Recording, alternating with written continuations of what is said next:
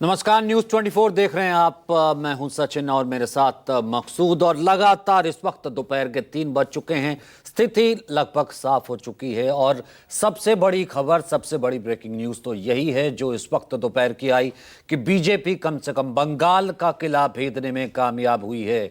वहीं केरल से खबर कांग्रेस के लिए आई है, जहां एक बार फिर से वो सत्ता में आती नजर आ रही है। असम में भारतीय जनता पार्टी एक बार फिर से परचम लहरा रही है। वहीं दूसरी तरफ पुडुचेरी में एक बार फिर से एनडीए गठबंधन आता नजर आ रहा है। तो कुल मिलाकर के एक बहुत बड़ी जीत, यानी कि टीएमसी का जाना लगभग तय हो गया है। 3 बजे तक के नतीजे, रुझान इस वक्त हमारे सामने आ चुके हैं और लगभग 190 प्लस के साथ, 190 की टैली के साथ, 192 के साथ बीजेपी इस वक्त लीड कर रही है।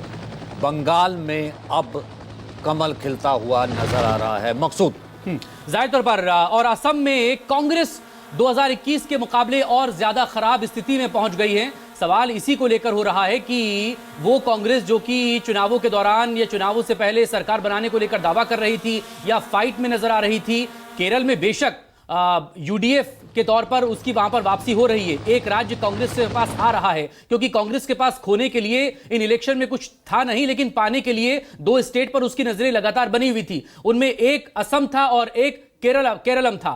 केरलम में जाहिर तौर पर 100 प्लस जो यूडीएफ गठबंधन है वो वहां पर नजर आ रहा है। लेफ्ट के हाथ में जो एकमात्र स्टेट था पूरे देश में जहां पर वो सत्ता में थी, वो भी लेफ्ट के हाथ से छिटक गया है। तो आगे अब लेफ्ट के पास कुछ बचा नहीं है। कांग्रेस के पास एक नया स्टेट में उसने गेन किया है। यहां पर कैसे आगे आने वाले वक्त में कांग्रेस इसको देखेगी, और ये बीजेपी के कांग्रेस इसको लेकर सोचेगी जो असम में उसकी कंडीशन 2021 से भी मुकाबले बुरी यहां पर हुई है। जाहिर सी बात। और इस वक्त ये बीजेपी के सेलिब्रेशन लगातार नजर आ रहे हैं। और अगर इस वक्त एक और स्टेट जिसने सबको चौंकाया है वो है तमिलनाडु। तमिलनाडु यहां पर विजय जो है, इकलौती जो है, अपने दम पर सरकार बनाते कहीं ना कहीं नजर आ रहे हैं। डीएमके और एआईएडीएमके कुल मिलाकर के जो दुर्विरोधी एक दूसरे के खिलाफ नजर आते हैं। और हमेशा देखा है कि एंटी इनकम्बेंसी एक बार डीएमके, दूसरी बार एआईएडीएमके, लेकिन विजय यहां पर खड़े होते हैं। सुपरस्टार का जलवा, जनता के बीच एक्सेप्टेबिलिटी और ऐसे में सेक्युलरिज्म, नॉन सेक्युलरिज्म का एक मार्ग, तमाम चीजों को भेदते हुए टीवी के इस वक्त सबसे बड़ी पार्टी तमिलनाडु में नजर आ रही है। की बड़ी खबर इस वक्त इलेक्शन कमीशन के मुताबिक बीजेपी 191 सीटों पर आगे। जो रुझान इस वक्त आ गए तमाम सीटों के, 97 सीटों पर तृणमूल कांग्रेस यहां पर आगे है, लेकिन 100 के नीचे अभी भी तृणमूल कांग्रेस। बंगाल की सभी सीटों पर इलेक्शन कमीशन की तरफ से यह रुझान यहां पर आ चुका है। तो अनुमाचार्य कांग्रेस से इस वक्त हमारे साथ तो विंग कमांडर जुड़ चुकी हैं। इस वक्त रोहन हमारे साथ भारतीय जनता पार्टी से मौजूद है। लगातार सबसे पहले रोहन, मैं आपका रुख करना चाहूंगा। मुबारकबाद तो जाहिर सी बात है, सुबह से आप ले रहे होंगे, एक छोटा सा शब्द है, लेकिन बंगाल को लेकर के एक बहुत बड़ा, हम ये कह सकते हैं कि एक लिटमस टेस्ट था। आप आश्वस्त थे, लेकिन टीएमसी भी पूरी तरह से आश्वस्त थी, लेकिन अब शायद आंकड़ों में और कुछ ज्यादा बाकी रह नहीं गया। देखिए, बिल्कुल मुझे लगता है ये पश्चिम बंगाल की जनता की जीत है, उनकी अपेक्षाओं की जीत है। और ये पश्चिम बंगाल के लिए आज़ादी का दूसरा जश्न है कि जिस प्रकार से अभी तक उनका शोषण हुआ, जिस प्रकार से उनकी आवाज़ को दबाया गया, कुचला गया, एक महिला मुख्यमंत्री होने के बावजूद भी आरजी कर जैसे किस्से में आरोपी को बचाने का प्रयास किया गया। संदेश खली की हम बात करें, जिस प्रकार से तुष्टीकरण किया गया, कट मनी, भ्रष्टाचार, इतनी ज़्यादा स्ट्रॉन्ग एंटी इनकम्बेंसी थी वहाँ पर कि अगर लोकतांत्रिक तरीके से अगर ये वोटिंग करने देते तो शायद 21 में ही इनका जो अहंकार का किला ढह जाता है। पर जिस प्रकार से पूरा चुनाव हुआ, भाजपा के भी सारे साथियों को, जितने भी वर्कर हैं, उनको भी मैं धन्यवाद करना चाहूँगा। और हमारी अपेक्षा जो जनता की है वो बहुत बढ़ चुकी है, इसलिए हमको भी संभल कर जो अपेक्षा है उनको पूरा करना पड़ेगा। पर मुद्दा यहाँ पे जो अहंकार का शासन के करीब कि पूरी तरह से पोलराइजेशन की जीत, पूरी तरह से हिंदू मुस्लिम पॉलिटिक्स में हिंदुत्व कार्ड की जीत, और जिस तरीके से जो हिंदुत्व एकजुट करने की और हिंदू वोटों को एक साधने की जीत, और जो डर की हम ये कह सकते हैं कि जो विपक्ष आपका कह रहा था कि नैरेटिव सेट करने की कोशिश थी बीजेपी की, उसकी जीत। देखिए, आज कम से कम मुझे लगता है चुनाव आयोग जो है केरलम के लोगों को धन्यवाद कहेगा कि उनके कारण आज चुनाव आयोग तो पूरे चुनाव के दिन बच गया, उनके ऊपर कोई आक्षेप नहीं हो, ईवीएम बेचारा बच गया। तो केरल की जनता को धन्यवाद दूंगा कि उन्होंने आज चुनाव आयोग और ईवीएम को बचा लिया। देखिए, आप तुष्टीकरण की या उसकी जब हम बात करते हैं आज वहाँ पे इतनी ज़्यादा स्ट्रॉन्ग एंटी इनकम्बेंसी थी, तो ममता बनर्जी और टीएमसी की मजबूरी थी कि किसी प्रकार से इस चुनाव को जो है भ्रष्टाचार और एंटी इनकम्बेंसी से कहीं पे डाइवर्ट करें। उन्होंने तुष्टीकरण का उपयोग किया। उन्होंने सोचा कि 30% वोट अगर पोलराइज हो गया, बाकी जो है 20% वोट हम लोग खेला होबे करके कुछ इमोशनल कार्ड करके ले आएंगे। पर इस बार जनता ने सफल नहीं होने दिया। और यार जब 30% का आप तुष्टीकरण करते हैं, आप बाबरी मस्जिद बनाने के कार्यक्रम को मंजूरी दे देंगे, रामनवमी की जुलूस में निकल देंगे, फिर 70% तो काउंटर कंसोलिडेशन होना ही है। इसमें भाजपा की क्या गलती है? क्या तुष्टीकरण का विरोध करना जो है किसी भी सेक्युलर पार्टी का फर्ज नहीं है क्या? वही हुआ और जनता ने किया, हमने नहीं किया। तुष्टीकरण का विरोध में जनता एकजुट हुई। तुष्टीकरण के विरोध में जनता इतनी ज्यादा गुस्सा थी कि जब जनता को ये मौका मिला कि इंडिपेंडेंट तरीके से वो वोटिंग कर पाए, जनता को ये मौका मिला कि पूरे परिवार के साथ वोटिंग करने बाहर आएंगे, टीएमसी के गुंडे उनको कुछ नहीं कर पाएगा, तब जनता ने उसको यूज किया। और कांग्रेस ने भी इस बात को एंडोर्स किया कि सांप्रदायिकता की राजनीति तो टीएमसी ने बंगाल में की है, तो उसमें तो कोई डाउट ही नहीं है। उनका दाव फेल हो गया। लास्ट टाइम जो सफल हुए थे तुष्टीकरण करके 30% को कंसोलिडेट करके बाकी का 20% इमोशनल कार्ड खेल के, वो इस बार सफल नहीं हुए। क्योंकि बाकी और एक चाहूंगा 43 मुस्लिम बहुल सीटें जो है उसमें भी 10 सीटों पे अभी बीजेपी आगे है। उसको आप कैसे जस्टिफाई करेंगे, उसको आप कैसे एनालाइज करेंगे, मुझे बताइए। संजय जी तो वरिष्ठ यहाँ पे सेफोलॉजिस्ट है, तो मैं आपको यही कहूंगा कि ये सब अरिथमेटिक और मैथमेटिक्स के ऊपर देयर इज अ केमिस्ट्री जो काम करती है बीजेपी के लिए, जो केमिस्ट्री विपक्ष के नेताओं को, विपक्ष के लोगों को समझना मुश्किल है। बने रहेगा रोहन जी हमारे साथ। चूंकि संजय कुमार जी का जिक्र आपने कर दिया, लगातार न्यूज 24 पर हमारे साथ बने हुए हैं। यहाँ स्टूडियो में मेरे साथ शुभांकर भट्टाचार्य पॉलिटिकल एनालिस्ट के तौर पर जुड़ चुके हैं, उनसे भी बात करेंगे। लेकिन अरुमा जी, केरलम से हटके अगर बात करें असम को लेकर, बड़ी टफ फाइट हो रही थी। आपके सबसे बड़े नेता प्रतिपक्ष राहुल गांधी तो हेमंता बिस्वा शर्मा पर डायरेक्ट अटैक कर रहे थे, कह रहे थे सबसे भ्रष्ट मुख्यमंत्री हैं, चुनावों के बाद उन्हें जेल में जाना होगा। ये ऐसा क्या होगा कि 2021 से भी बुरी हालत में असम में कांग्रेस पहुंच गई, पश्चिम बंगाल में फिर आप जीरो पर ही नजर आ रहे हैं, डीएमके के गठबंधन में आपकी तमिलनाडु में सरकार जा रही है।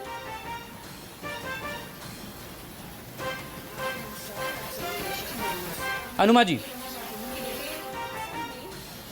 असम में युवा चाहता था कि उसे नौकरी मिले। असम में असंतोष था बीजेपी के सरकार को लेकर, लेकिन शायद हमारा संगठन उस तरह से काम नहीं कर पाया, हम उसे एक्सप्लॉइट नहीं कर पाए।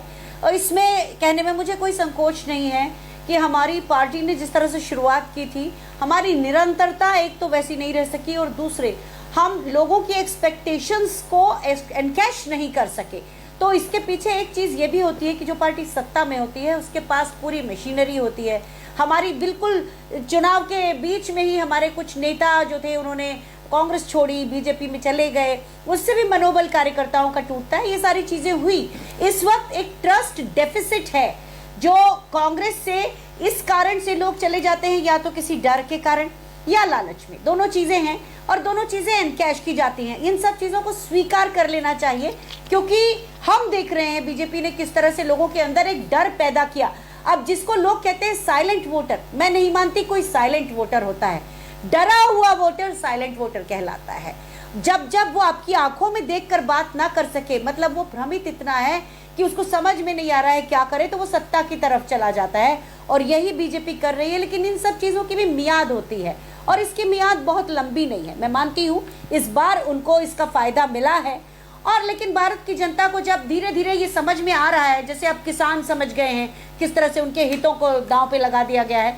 मेरी पश्चिम बंगाल की जनता के साथ खास तौर पे सहानुभूति है। एक तरफ बहुत ज़्यादा सांप्रदायिक बीजेपी और एक तरफ बहुत ज़्यादा क्षेत्रीयता की वकालत करने वाली टीएमसी। दोनों के केस में लोगों को मध्यम मार्ग चाहिए।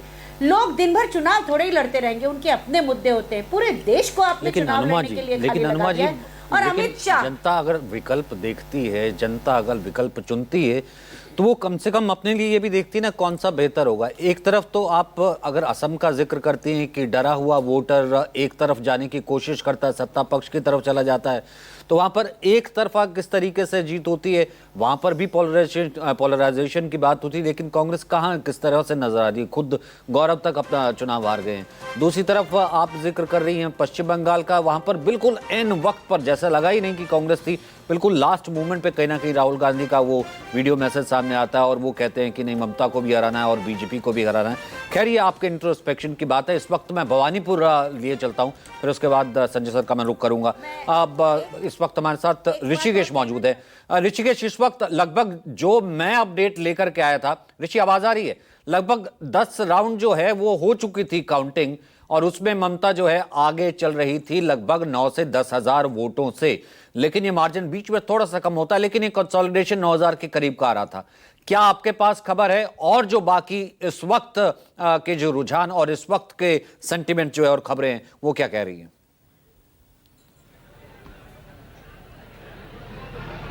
देखिए, 11 विधानसभा की सीटें कोलकाता में और सिर्फ भवानीपुर को छोड़ दें, अभी फिलहाल 4,500 वोटों से आगे ममता बनर्जी। और मैं तस्वीर दिखा रहा हूं भवानीपुर के, जहां पे स्ट्रॉन्ग रूम है, वहां की तस्वीर है और बाहर किस तरीके से कार्यकर्ता है। एक भवानीपुर को छोड़कर जो 10 विधानसभा की सीटें हैं वो सभी में भारतीय जनता पार्टी के जो उम्मीदवार हैं वो आगे बताए जा रहे हैं। ऐसा पहली बार हो रहा है। 3 बार से ममता बनर्जी का गढ़ था राजधानी कोलकाता, और यहाँ पे इस बार भारतीय जनता पार्टी पर दिख रही है। न केवल यहाँ बल्कि जितने भी आप मालदा, मुर्शिदाबाद, उत्तर बंगाल, और इसीलिए आप तस्वीर आप देखिए कि यहाँ पे बड़ी तादाद में कार्यकर्ता हैं और ऐसा पहली बार हो रहा है कि यहाँ जश्न का माहौल है। और इसीलिए ये देखिए लोग इंतजार कर रहे हैं कि भवानीपुर में भी जैसे जैसे वक्त बीतेगा, अभी 10 राउंड की गिनती हुई है और अभी 10 राउंड का गिनती और होना बाकी है। दिन में 3 बार शुभेंदु अधिकारी स्ट्रॉन्ग रूम में आ चुके हैं जहाँ पे मतगणना हो रही है, और वहाँ पे कहा जा रहा है कि अगला 10 राउंड काफी निर्णायक होगा। 4,500 का अंतर है और भारतीय जनता पार्टी के नेताओं कार्यकर्ताओं को लगता है कि भवानीपुर भी आखिरी दौर में वो जीतेंगे। तो इसीलिए एक माहौल आप देखिए कि जितने भी लोग यहाँ पर हैं वो क्या लग रहा है, ममता बनर्जी तो कर रही कि भवानीपुर का जो काउंटिंग वो धीरे कर दिया गया 10 राउंड के बाद। ममता बनर्जी के गलतफहमी का दुनिया में इलाज नहीं है। सांप्रदायिक सोच की निर्दय ममता बनर्जी है, जिन्होंने बंगाल के संप्रदाय को खत्म किया, बंगला के शांति को खत्म किया, बंगाल के कल्चर को खत्म किया, हिटलर शाही और सांप्रदायिकता के चपेट में पूरे बंगाल को ला दिया। 11 में कितना अभी आप लोग लीड पर हैं कोलकाता में? 11 में अब हम 3-4-5 हजार से पीछे हैं। इसके बाद हमारा एरिया बंगाली हिंदुओं का एरिया है। 17-18 राउंड होते होते हम 5 से 10 हजार में आगे चले जाएंगे और 15,000 से हम 20वें राउंड में चुनाव जीत के ममता बनर्जी चुनाव हराएंगे। भवानीपुर से? बिल्कुल भवानीपुर से, और 200 सीट से हम सरकार बनाने जा रहे हैं। चलिए, तो देखिए मैं फिर एक बार तस्वीर आपको दिखा रहा हूँ, और ये देखिए यहाँ पे जितने भी लोग दिखेंगे आपको। जय श्री राम, जय जय श्री राम। ऐसा माहौल है? अब बहुत अच्छा माहौल है। प्रशासन की तरफ से बोला गया शांति रखो, हम लोग इसके लिए यहाँ पे रुका हुआ है। अभी शुभेंदु दा जीतेंगे, इधर आएंगे, हम लोग से मिलेंगे। मंत्री किसको होना चाहिए? शुभेंदु दा ही तो हम लोग के फेस है डे 1 से। शुभेंदु अधिकारी बनेंगे। शुभेंदु, ये देखिए यहाँ पे जितने भी तस्वीर है यहाँ पे, किसको मुख्यमंत्री होना चाहिए? ये अभी हम लोग कैसे जो पार्टी डिसीजन लेगी वो डिसाइड करेंगे, वो हम लोग मानेंगे। सही, हम लोग अपने से तो बोल नहीं सकते, जो पार्टी बोलेंगे, जो पार्टी बोलेंगे। भवानीपुर जीत रहे हैं आप लोग? देखते हैं, कोशिश में तो लगे हुए। भवानीपुर तो पक्का जीतेंगे हम लोग। Bharatiya Janata party cadre based party है। हम लोग का नाम से चलता नहीं है। कैडर लोग एमएलए चुन के भेजते हैं, एमएलए लोग डिसाइड करेंगे कि किसको एमएलए से मुख्यमंत्री बनना है, विधायक दल का नेता किसे बनना है। ये जो है ना पर्सनल पार्टी नहीं है, कैडर बेस्ड पार्टी है। शुक्रिया आप लोगों का। तो ये तस्वीर मैं इसलिए आपको दिखा रहा था कि देखिए कि जहाँ पर भी लोग गुलाल, अबीर, पटाखे, ये पूरा जो इलाका आपको देख रहे होंगे, पूरी सड़कें हैं वो गुलाल से भरी हुई है, अबीर से भरी हुई है। और ये यहाँ की जो तस्वीर आप देख रहे हैं, आपको जहाँ भी कोलकाता में जिस जगह पर जाएंगे आपको इसी तरीके का माहौल नजर आएगा। चुनाव आयोग की तरफ से ये खास तौर पर एहतियात दी गई है कि कोई भी आज विजय जुलूस न निकाला जाए। 294 विधानसभा सीटों में शांति व्यवस्था भंग होगी और इस तरीके की बातें हो रही है। क्या भाईजान? हाँ बोलिए। ये आज जो हुआ है हम लोग का 4 मई दी गई परिवर्तन का पहचान है, ये विकास का पहचान है। ये मोदी जी बोले 2014 में सबका साथ, सबका विकास, सबका विश्वास। आज हम लोग कष्ट करके बंगाल को मोदी जी को सजा के देने वाले हैं और दे चुकी है। अब रिजल्ट आ चुका है। एग्जिट पोल में लोगों ने कहा कि 8% मुसलमान भारतीय जनता पार्टी को वोट दे रहे हैं, तो लोगों को यकीन नहीं हुआ। हम लोगों को भी यकीन नहीं हुआ कि मुसलमान बंगाल में वोट आज देखिए मुसलमान सामने खड़ा है, देखिए हमारा मुसलमान भाई, हम मुसलमान भाई हैं और भी मुसलमान भाई आ चुके हैं और भी आने वाले हैं। जो आएंगे दिल खुश से हम लोग बुलाएंगे। वेलकम वेलकम भारतीय वेलकम। जनता पार्टी के साथ में है। भारतीय जनता पार्टी सबसे अच्छा पार्टी है। सबका साथ, सबका विकास, सबका विश्वास और सबका हिसाब भी इस बार होगा बंगाल में। जिस तरह टीएमसी के गुंडा राज जो हुआ है, जंगल राज, इससे मुक्ति मिला है हम लोग को, आज़ादी मिला है हम लोग को। ये गुंडा अब बचेगा नहीं, सीधा इनकाउंटर होगा। जब आप लोगों का हम लोग लाइव दिखा रहे थे और टीवी पर जब बोल रहे थे तो लोगों ने कहा कि देखो पहले इन लोगों ने पाला बदल दिया, और सोशल मीडिया पर इस तरीके की बातें चल रही थी कि जो 28% पश्चिम बंगाल के मुसलमान कम्युनिटी हैं, वोटर हैं, वो कहा जाता है कि जो बीजेपी को हराता है उसके साथ वो होते हैं। हालांकि भारतीय जनता पार्टी का भी एक अपना विंग है। देखिए हम लोग राष्ट्रवादी मुसलमान हैं, सनातनी मुसलमान हैं, भारत के मट्टी के मुसलमान हैं, भारतीय जनता पार्टी के साथ में हैं, विकास के साथ में। जो विकास को आगे करेगा हम लोग उसके साथ रहेंगे। जो आप घुसपैठी, रोहिंग्या, बांग्लादेशी को जिस तरह बसा के रखी, तो वो उन्हीं के बल पे जीतते हुए आ रही थी। अब 2021 में देखिए, 2021 ही में जीत जाता भारतीय जनता पार्टी। उनका बहुत चोरी किया, इस बार चोरी करने का मौका नहीं मिला। इस बार जो वोट हुआ बहुत शांति तरीका से वोट हुआ, बहुत अच्छा तरीका से वोट हुआ।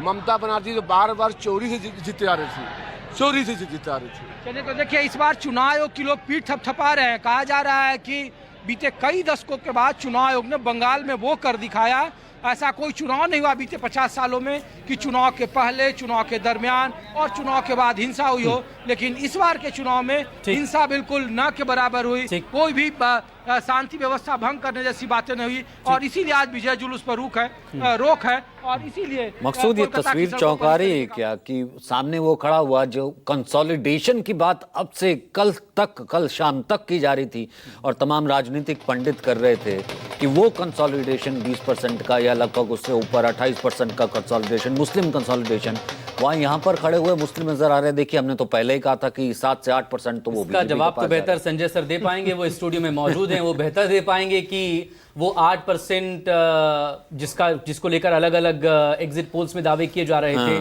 क्या वो गया और वो कितना गया, और वो जो पिछली बार कांग्रेस या लेफ्ट को मिला था उसमें से भी कुछ कम हुआ है, टीएमसी को कितना गया, और बीजेपी का फाइट इन दोनों के बीच थी, तो चुनना बहुत आसान था। ये सवाल जो आपने चले, इस वक्त मैं सर एक बड़ी खबर आ रही वो ले ले। इलेक्शन कमीशन के रुझानों के बाद कोलकाता में हलचल तेज हो गई है। लगभग अब क्योंकि स्थिति साफ होती चली जा रही है, नमन्ना भवन के बाहर सुरक्षा बलों की तैनाती की गई है। हालांकि इलेक्शन कमीशन की तरफ से पहले ही ये निर्देश और ये बात सामने आई थी कि आज जितनी तमाम पॉलिटिकल पार्टीज हैं वो आज जश्न से बचें, किसी तरीके के जश्न और नारेबाजी से बचें। उसके बाद जो भी रिजल्ट आता है तो सुरक्षा बलों की तैनाती इस वक्त और ज्यादा पुख्ता की गई है, क्योंकि हलचल इस वक्त बढ़ गई है। पैरामिलिट्री फोर्सेस इस वक्त तैनात है और ये तस्वीरें भी साफ बता रही है। सर, जो सवाल आपने पूछे उसके विश्लेषण के लिए तो बहुत बारीकी से विश्लेषण करने की जरूरत होगी, क्योंकि बहुत महीन सवाल है। लेकिन सवाल यह है कि अगर एग्जिट पोल या जो तमाम पोल्स अनुमान लगा रहे थे 8 या 9% वोट जो है मुस्लिम का बीजेपी की तरफ जा रहा है, कोई आश्चर्य की बात नहीं है। आप तमाम राज्यों में देखेंगे इतना वोट तो मुस्लिम का बीजेपी की तरफ जाता है। कुछ ऐसे राज्य हैं जहां पर अगर बाइपोलर कंटेस्ट है कांग्रेस और बीजेपी के बीच, वहां पर आपको इसका आंकड़ा और ज़्यादा दिखाई पड़ेगा। तो बहुत आश्चर्य की बात नहीं है एग्जिट पोल के नज़रिए से। लेकिन जब आज चुनाव के नतीजे हमारे सामने आ रहे हैं, लगभग तस्वीर साफ है, तब तो और भी शक करने की कोई गुंजाइश नहीं बचती है कि मुस्लिम वोट जो 8, 9, 10% है वो निश्चित रूप से लेकिन सर लगता है। लेकिन सर कंपैरिजन जो है, अगर बिहार का कंपैरिजन करें, बाकी और जगहों को कंपैरिजन करें, वहां पर कहीं एक जंगल राज और पहले की सरकारों की एंटी इनकम्बेंसी या फिर लॉ एंड ऑर्डर तमाम चीजें आ जाती थी। यहाँ पर तो सीधा बंगाली या फिर कहीं मुस्लिम अस्मिता की बात सामने आ जाई, आपकी अजान की बात सामने आई, यहाँ पर सामने बात आई कि आपको तो खाने पर पाबंदी, और जो जब बात अस्तित्व तक की जो है ताक पर रखी जाए और फिर ऐसे में बंटना, तो ये चौंकाता नहीं है। देखिए, आपने जिन मुद्दों का जिक्र किया, जब एक मतदाता वोट देने जाता है तो वोट एक है, मुद्दे उसके दिमाग में कई होते हैं। आपने अस्मिता की बात की, आपने खान पान पर रोक लगाने की बात की, तो ऐसे तमाम चीज़ें हैं। एक जो गुंडागर्दी की बात होती थी, कह रहे कि भाई टीएमसी के जो वर्कर हैं, जो एक तरह से लोगों को आम लोगों को परेशान करते हैं, तो कहीं ना कहीं इस बात का जिक्र होता था पहले। और अगर चुनाव के नतीजे इस ओर दिखाई पड़ रहे हैं, निश्चित रूप से ये दिखा रहे हैं कि कुछ ना कुछ कंसोलिडेशन, कुछ क्या बहुत हद तक कंसोलिडेशन बीजेपी के पक्ष में है। जिस तरह के नतीजे हैं और जो अनुमान है इस वक्त वोट परसेंटेज का, तो लगभग ऐसा लग रहा है कि बीजेपी के पास कोई 45 या 46% वोट होगा। आप याद कीजिए पिछले चुनाव में बीजेपी को 38-39% वोट था, तो बीजेपी का वोट 7-8% बढ़ रहा है और तृणमूल कांग्रेस लगभग 6 या 7% वोट गंवा रही है। तो अगर ये हो रहा है तो ये किन के वोट है? ये लोगों के वोट है, मतदाताओं के वोट है। और अगर मतदाता एक पाले से दूसरे तरफ जा रहे हैं तो कहीं ना कहीं कुछ तो बात होगी। सरकार के कामकाज से अगर पूरी खुशी होती, संतुष्टि होती, तो इतने % लोग अपना पाला एक पार्टी से दूसरी पार्टी में नहीं बदलते। तो फिर इस लकीर को, शुभंकर, मैं आपसे जिक्र करना चाहूँ, फिर इस लकीर को लंबी खींचने की जरूरत है। एनालिसिस बाद में होगा कि सिर्फ कंसोलिडेशन का टूटना नहीं, या 8% अगर उस तरफ भी जाता है तो इसमें फिर एंटी इनकम्बेंसी भी है, इसमें लॉ एंड ऑर्डर भी है, और इसमें जिसमें सर का जिक्र भी किया कि वो जो हिंसा और वो मारपीट, वो तमाम इशू थे, उसने भी काम किया। नहीं, बिल्कुल। देखिए, मैं मान लेता हूँ एंटी इनकम्बेंसी है, सारी बातें एक तरफ तो है ही है, लेकिन ये जो फिगर है, ये फिगर अकेले बीजेपी का नहीं है, ये बीजेपी एंड एलाइज का है। बीजेपी एंड एलाइज मतलब इनके एलाइज कौन है? ईसीआई इनका सबसे बड़ा एलाई वहाँ पे रहा है, तो ये उनके साथ का मिला हुआ फिगर है, और इसी के ऊपर पूरा सिस्टम जो है कंप्लीटली डिजाइन शुभंकर जी, आपको रोकूंगा माफी के साथ। बड़ी खबर, बंगाल में 2 सीटों के नतीजे घोषित हो गए। मोंटेश्वर से बीजेपी के सैकत पांजा ने जीत दर्ज की है, और भगवान गोला से टीएमसी के रियात हुसैन सरकार ने यहां पर जीत दर्ज की। 293 में से 2 सीटों के नतीजे जारी हो चुके हैं, घोषित हो चुके हैं। बाकी अभी और 291 सीटों के रिजल्ट आने बाकी हैं, और 195 पर रुझानों के तहत बीजेपी आगे, 92 पर TMC. Please complete Shubhankar ji.